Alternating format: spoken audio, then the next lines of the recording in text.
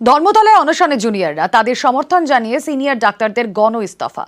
আরজি করের বিভিন্ন বিভাগ মিলিয়ে 50 জনের কাছাকাছি অধ্যাপক চিকিৎসকের পদত্যাগ।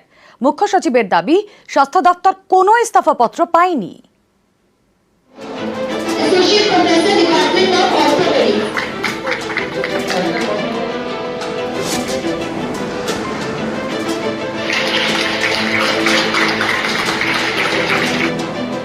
আরজি করে তরুণী চিকিৎসকের দেহ উদ্ধার, ধর্ষণ খুনের অভিযোগে তোলপাড় দেশ।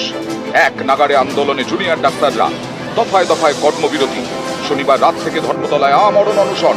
জুনিয়রদের এই আন্দোলনের পাশে দাঁড়িয়েছেন সিনিয়ররা। প্রতীকী অনশন আর এবার গণ ইস্তফা। আরজি করের বিভিন্ন বিভাগের সিনিয়র ডাক্তাররা এদিন গণ ইস্তফা দেন।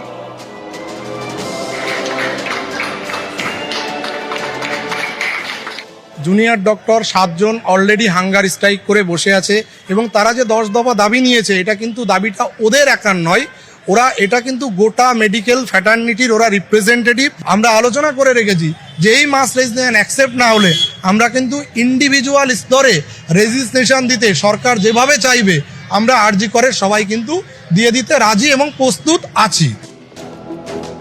স্বাস্থ্য ভবনের উদ্দেশ্যে আরজি করের সিনিয়র চিকিৎসকদের গণ ইস্তফা। মুখ্য সচিব মনোজ পন্থের অবশ্য দাবি, স্বাস্থ্য দপ্তর কোনো ইস্তফাপত্র পায়নি। ওটা তো প্রিন্সিপাল এন্ড এমএসডিবি ফরওয়ার্ড করবে, তারপরে সেটা স্বাস্থ্য ভবনে যাবে।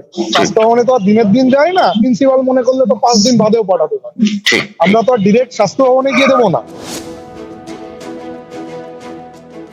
আগামীকালের মধ্যে তাদেরকে ডাকুন, আলোচনার টেবিলে বসে অনেক কিছু সমাধান করা যায়।